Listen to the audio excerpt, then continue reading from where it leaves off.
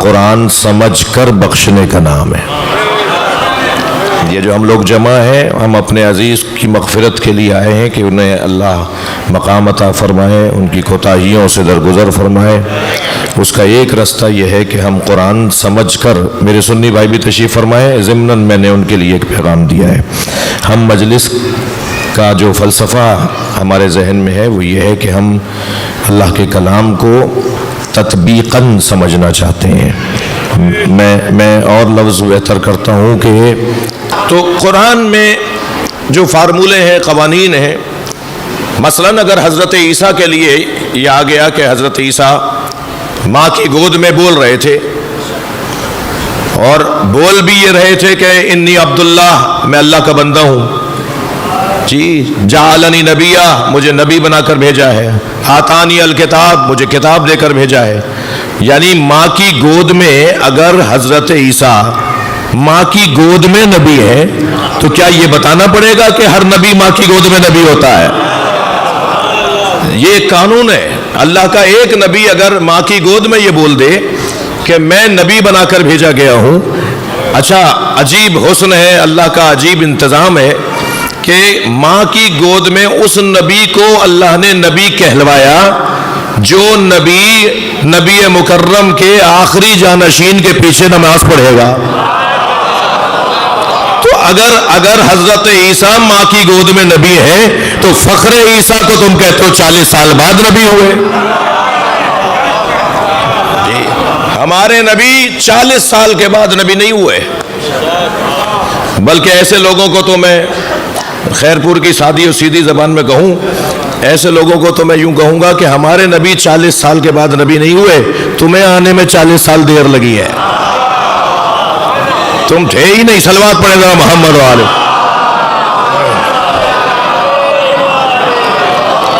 اور بلند صلوات نبی کی ذات پہ۔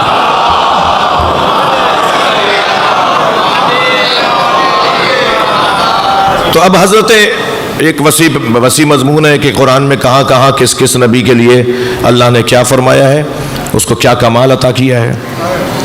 اور حضرت موسیٰ سے متعلق آیت جو میں نے اس مجلس ترہیم کے لیے سوچا کہ آپ کے سامنے بیان کر سکوں، ارشاد ہو رہا ہے وَلَقَدْ أَرْسَلْنَا مُوسَىٰ بِآيَاتِنَا، اور ہم نے موسیٰ کو اپنی نشانیوں کے ساتھ بھیجا ہے۔ ہم نے بھیجا ہے، بھیجا ہوا اور ہوتا ہے، نکالا ہوا اور ہوتا ہے۔ جسے بھیجا جاتا ہے خود بھیجنے میں ایک علیحدہ پیغام ہے، جسے نکالا جاتا ہے نکالنے میں خود ایک علیحدہ پیغام ہے۔ میں تو نہیں بتا سکوں گا کہ کس کس کو کس نے نکالا، لیکن اتنا ضرور کہوں گا کہ اللہ نے شیطان کو نکالا تھا، آدم کو بھیجا تھا۔ خود یہ بھیجنے میں جو پیغام ہے نا، آپ اور میں بھی اگر کسی کو کہیں بھیجیں تو بھیجنے میں پیغام یہ ہے کہ واپس آنے کا انتظار ہے، جو جاتا ہے اسے آنا ہوتا ہے۔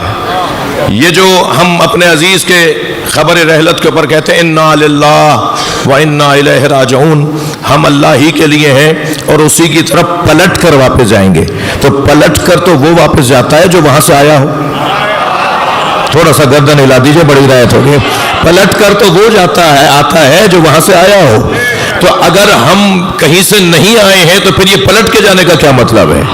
تو اس کا مطلب یہ ہوا کہ زمین ہمارا وطن نہیں ہے۔ ہمارے جد حضرت آدم زمین کے رہائشی نہیں تھے۔ میں اور لفظوں کو بہتر کروں، سرکار دو جہاں کا معراج پر جانا کمال اگر تھا تو زمین پہ رہنا اس سے بڑا کمال تھا، اس لیے کہ یہ تو نبی مکرم کی جگہ ہی نہیں ہے، یہ زمین ان کا وطن ہی نہیں ہے۔ جی 100 سے زیادہ تو علامہ مجلسی نے معراجیں لکھی ہیں، سرکار معراج پر 100 سے زیادہ مرتبہ گئے۔ یہ جس معراج کا قرآن میں ذکر آیا ہے وہ آفیشل سفر تھا، ہاں وہ سرکاری سفر تھا، پروٹوکول کے ساتھ بلایا جا رہا ہے۔ صلوات پڑھ لے ذرا نبی اور آل نبی۔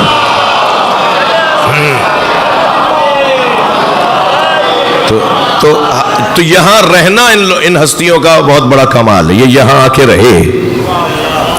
تو عزیزو لقد ارسلنا موسیٰ بآیاتنا، ہم نے موسیٰ کو بھیجا آیتوں کے ساتھ، کیوں؟ ان اخرج قومک من الظلمات الی النور، تاکہ یہ نبی جو بھیجے گئے ہیں، یہاں حضرت موسیٰ کو عنوان بنا کے بات ہو رہی ہے، یہ اپنی قوم کو ظلمتوں سے نکال کر نور کی طرف، روشنی کی طرف لے کر آئے۔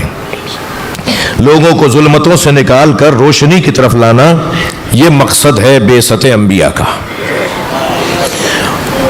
ان اخرج قومک من الظلمات الی النور وذکرہم بایام اللہ۔ پہلا کام کیا ہوا؟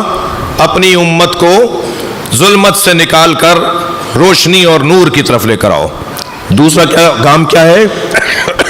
وذکرہم بایام اللہ، ان کے آگے، اپنی قوم کے آگے اللہ کے ایام کو بیان کرو، اللہ کے ایام بتاؤ۔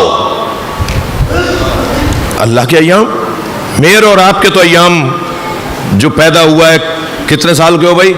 کتنے دن کا ہے یہ دن اور سال اور مہینے اور ہفتے تو ان کے ہوتے ہیں جو تھے نہیں۔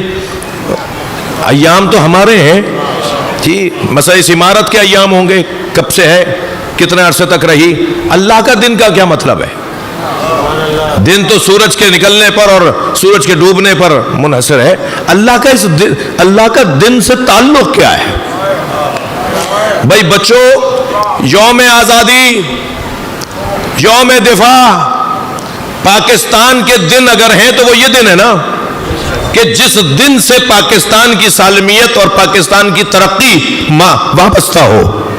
یعنی اچھا، یوم عاشوراء دن ہے کوئی، جس دن اس دن کا مقصد پورا ہو گیا ہو، اسے اس کے ساتھ نسبت ہو جاتی ہے۔ اللہ کے ایام کا کیا مطلب ہے؟ اللہ کے ایام کا مطلب یہ کہ جس دن، اب ہم دن ہی کو تصور میں رکھتے ہیں، جس دن اللہ کی بات مان لی جائے وہی یوم اللہ ہے۔ اب اگر جس دن اللہ کی بات مان لی جائے تو وہی یوم اللہ ہے، تو اب اللہ کے ایام کون ہیں؟ میرے معصوم امام اپنے سینے پہ ہاتھ رکھ کے فرماتے ہیں، نحن ایام اللہ، ہم اہل بیت اللہ کے دن ہیں۔ صلوات پڑھیں ذرا محمد و آل محمد۔